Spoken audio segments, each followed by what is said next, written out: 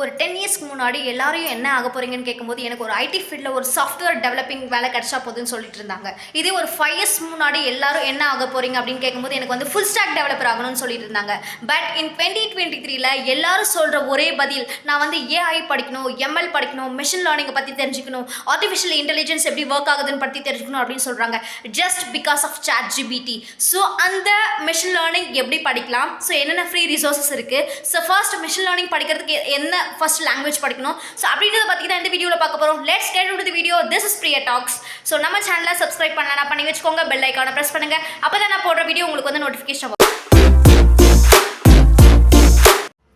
Guys, so முன்னாடிலாம் வந்து human to human வந்து கம்யூனிகேட் பண்ணிட்டு இருந்தோம். நெக்ஸ்ட் வந்து human to internet through the website மூலமா நம்ம வந்து கம்யூனிகேட் பண்ணிட்டு இருந்தோம். பட் இப்போ வந்து ஹியூமன் டு ரோபோட் கூட நம்ம கம்யூனிகேட் பண்ணிட்டு இருக்கோம் by using this and python and ML languages. So அந்த லாங்குவேஜ் நம்ம எப்படி படிக்கிறது, எப்படி வந்து நம்ம ஏஐ டெவலப்பர் ஆகுறது அப்படின்னு பார்த்தீங்கன்னா, so before get in to the ML language, so you should learn வந்து பைத்தன்.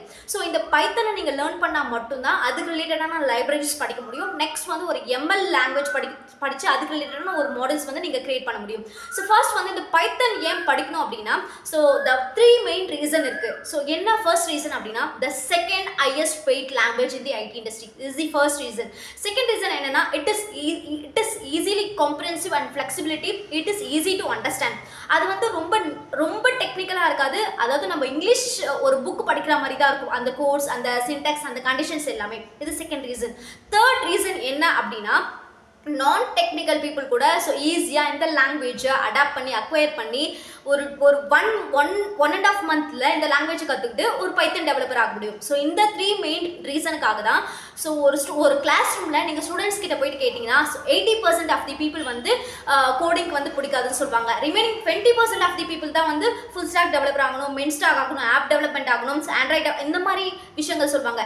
பட் ரிமைனிங் இந்த 80% ஆஃப் பீப்புள் வந்து இந்த மாதிரி நான் டெக்னிக்கல் ஓரியன்டான இந்த ஜாப் ரோல்ஸ்க்காக தான் வந்து நிறைய பேர் வந்து லைக் பண்ணுறாங்க. ஸோ இந்த லாங்குவேஜை நம்ம வந்து ஈஸியாக வந்து லேர்ன் பண்ண முடியும். ஸோ இந்த ஒரு லாங்குவேஜை நம்ம லேர்ன் பண்ணால் என்னென்ன டொமைன்ஸில் நமக்கு வந்து ஆப்பர்ச்சுனிட்டிஸ் இருக்குது அப்படின்னு பார்த்தீங்கன்னா, ஸோ ஃபர்ஸ்ட் ஒன் வந்து டேட்டா சயின்டிஸ்ட். ஸோ இந்த லாங்குவேஜ் நம்ம படித்தோம்னா டேட்டா அனலிஸ்ட் ஆகலாம், டேட்டா சயின்டிஸ்ட் ஆகலாம், டேட்டா இன்ஜினியர் ஆகலாம். ஸோ நெக்ஸ்ட் ஒன் வந்து scientific and mathematical computing. So அந்த டொமைனில் நமக்கு வந்து ஆப்பர்ச்சுனிட்டிஸ் இருக்குது. ஸோ தேர்ட் ஒன் வந்து வெப் டெவலப்பர் ஆகலாம். ஸோ அந்த finance and trading, system automation and administration, computer graphics, basic game development, security and penetration testing, general and application specific scripting, mapping and geography, இந்த மாதிரி multiple டொமைன்ஸில் எக்கச்சக்க opportunities வந்து நமக்கு வந்து waiting லிஸ்ட்டில் இருக்குது. ஸோ இந்த ஒரு லாங்குவேஜ் படித்தா மட்டும் ஓகே. ஸோ இந்த ஒரு லாங்குவேஜை எப்படி படிக்கிறது அப்படின்னா, ஸோ ஏதாச்சும் ஒரு பெய்ட் கோர்ஸ் படித்தா நமக்கு நல்லா இருக்குமா அப்படின்னா, so not required to paid course. நீங்கள் வந்து ஒரு பெய்ட் கோர்ஸ் நீங்கள் ஜாயின் பண்ணாலும் இந்த அளவுக்கு சொல்லிக் கொடுப்பாங்களான்னு தெரியாது. ஸோ நான் சொல்ல போகிற ஒரு யூடியூப் சேனல், அந்த சேனல் பேர் என்னன்னா வந்து டெக் வித் டிம். இந்த சேனலோட லிங்க் வந்து டிஸ்கிரிப்ஷன் பாக்ஸில் கொடுக்குறேன். ஸோ இதில் வந்து நீங்கள் ஒன்றுமே தெரியாது அப்படின்னா கூட உங்களால் ப்ரோ ஆக முடியும் இந்த பர்டிகுலர் லாங்குவேஜில். ஃப்ரம் பிகினிங் டு அட்வான்ஸ் லெவலில் உங்களால் இந்த பர்டிகுலர் சேனல் மட்டுமே யூஸ் பண்ணி உங்களால் லேர்ன் பண்ண முடியும். பேசிக் சிம்பிள் பைத்தன் ப்ராஜெக்ட்ஸ், எப்படி வந்து ஒரு கிளாஸ் கிரியேட் பண்ணுறது, எப்படி வந்து ஒரு ஆப்ஜெக்ட்ஸ் கிரியேட் பண்ணுறது, என்னென்ன டைப்ஸ் இருக்குது, என்னென்ன வேரியபிள்ஸ் இருக்குது, என்னென்ன டேட்டா டைப்ஸ் இருக்குது, ஸோ என்னென்ன கண்டிஷன்ஸ் இருக்குது, இஃபெல்ஸ் கண்டிஷன்ஸ் எப்படி யூஸ் பண்ணுறது. ஸோ இந்த மாதிரி பேசிக்லேருந்து ப்ரோ ஆகிற லெவலுக்கு இந்த சேனல் வந்து இருக்குது. ஸோ இந்த ஒரு பிளேலிஸ்ட் மட்டுமே நீங்கள் கிளிக் பண்ணாவே போதும். So you can easily understand with Python as well. Not only like Python, இந்த ஒரு சேனல் வந்து எம்எல்ஏயும் சொல்லிக் கொடுக்குறாங்க.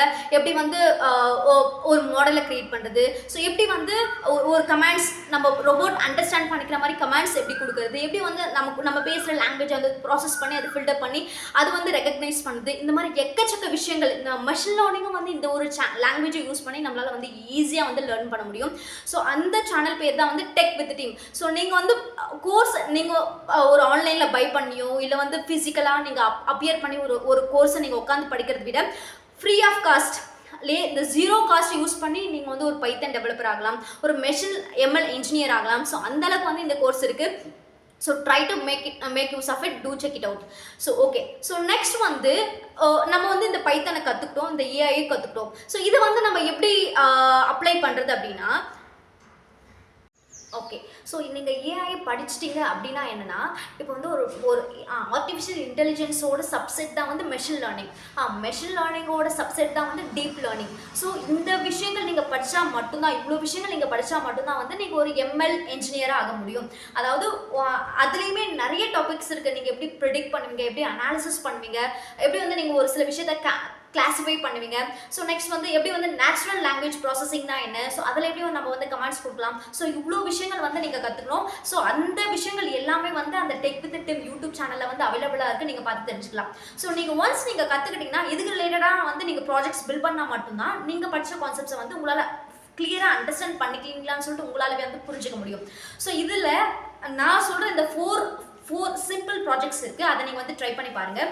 ஸோ நம்பர் 1 என்னென்னா வந்து ஒரு ஒரு ஒரு பெரிய ஒரு சேல்ஸ், ஒரு ஆன்லைன் இப்போ வந்து ஜியோ மார்ட் இருக்குது. ஸோ அதை எடுத்துக்கோங்க.